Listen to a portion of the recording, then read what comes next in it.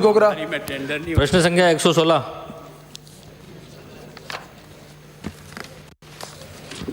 माननीय अध्यक्ष महोदय, खंड 1 विधानसभा क्षेत्र डूंगरपुर के अंतर्गत 2 परियोजनाएं क्रमशः डूंगरपुर एवं बीछीवाड़ा संचालित हैं, जिसमें डूंगरपुर में 212 एवं बीछीवाड़ा के 287 कुल 499 आंगनवाड़ी केंद्र संचालित हैं। आंगनवाड़ी केंद्र संचालन की स्थिति निम्नानुसार है। डूंगरपुर स्वीकृत आंगनवाड़ी केंद्र 212, विभागीय भवनों में 125, स्कूल भवन में 41, अन्य सरकारी भवन में 2, सामुदायिक भवन में 41, किराए के भवन में 3। बीछीवाड़ा कुल भवन 287, विभागीय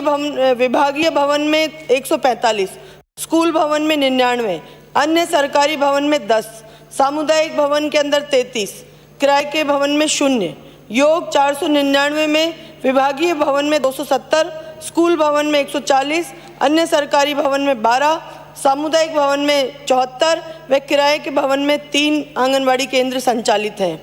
आंगनवाड़ी केंद्रों के भवन निर्माण का कार्य पंचायती राज निकाय, स्थानीय निकाय, राजस्व विभाग के निःशुल्क भूमि आवंटन हो जाने पर विभाग द्वारा वित्तीय संसाधन की उपलब्धता के आधार पर विभागीय योजना के तहत करवाया जाता है। खंड 2 आंगनवाड़ी केंद्र पर बच्चों को उपलब्ध कराए जा रहे पोषाहार का विवरण परिशिष्ट अ पर संलग्न है। खंड 3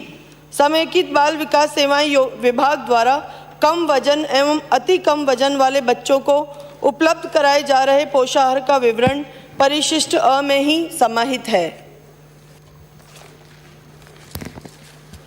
माननीय अध्यक्ष महोदय जी, आपके माध्यम से मंत्री महोदय से पूछना चाहूँगा कि हमारे टीएसपी एरिया में कई आंगनवाड़ी ऐसी है जो बच्चे झोपड़ों में चल रही है, वहाँ बच्चे बिठाने की समस्या है, वहाँ जानवर, सांप, बिच्छू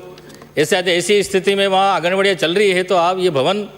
बनाने का विचार रखते हैं या नहीं? माननीय अध्यक्ष महोदय, निश्चित तौर पे बहुत से आंगनवाड़ी भवन जो माननीय सदस्य ने चिंता व्यक्त की है, राजस्थान के अंदर ट्राइबल एरिया के अलावा अन्य स्थानों में भी इस तरह की समस्याएं हैं।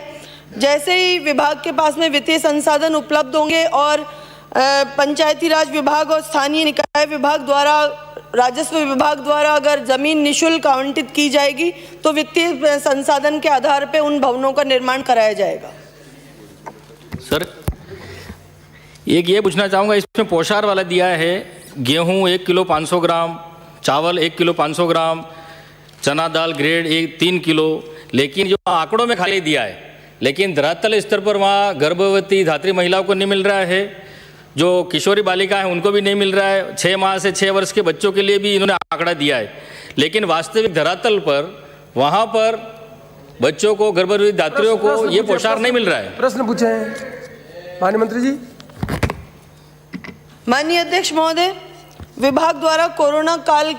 को देखते हुए साबुत अनाज की व्यवस्था की गई थी और माननीय सदस्य ने अगर अपने विधानसभा क्षेत्र में चिंता व्यक्त की है तो निश्चित तौर पर इसकी जांच करवाई जाएगी और अगर कोई भी कर्मचारी, मानदेय कर्मचारी या कोई स्थायी कर्मचारी इसमें दोषी पाया जाता है तो उसके खिलाफ कार्रवाई की जाएगी। मुझे विभाग सदन को बताते हुए एक चीज़ के लिए बहुत प्रसन्नता है कि हमारी सरकार अति कुपोषित बच्चों के लिए और सामान्य बच्चों के लिए, सभी के लिए चिंतित है और बच्चों के साथ साथ जैसे माननीय सदस्य ने गर्भवती महिलाएं और किशोरी बालिकाओं की चिंता व्यक्त की है, मुझे सदन को बताते हुए प्रसन्नता है कि 19 नवंबर 2020 को इंदिरा गांधी मातृत्व पोषण योजना राजस्थान सरकार द्वारा 5 जिलों जो कि डूंगरपुर, बांसवाड़ा, बारां, उदयपुर, प्रतापगढ़ के अंदर शुरू की गई, जिसमें द्वितीय गर्भधारण के दौरान महिला को 6,000 रुपए की संस्थागत रूप से सिर्फ उनके पोषण के लिए राशि दी जा रही है, जो कि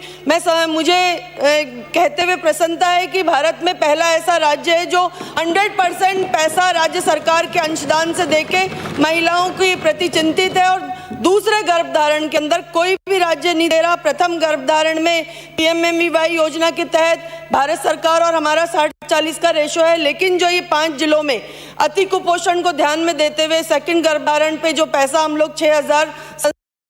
संस्थागत तरीके से दे रहे हैं, ये राजस्थान का पहला राज्य। माननीय मुख्यमंत्री जी चिंतित हैं महिलाओं के, बालिकाओं के और बच्चों के प्रति। अगला प्रश्न बलबीर सिंह लूथरा। प्रश्न संख्या 117। माननीय अध्यक्ष महोदय, आपके माध्यम से माननीय सदस्य को बताना चाहता हूं, खंड 1, जी हां, युवा मामले और खेल विभाग द्वारा श्री गंगानगर की सूरतगढ़ पंचायत समिति में विभिन्न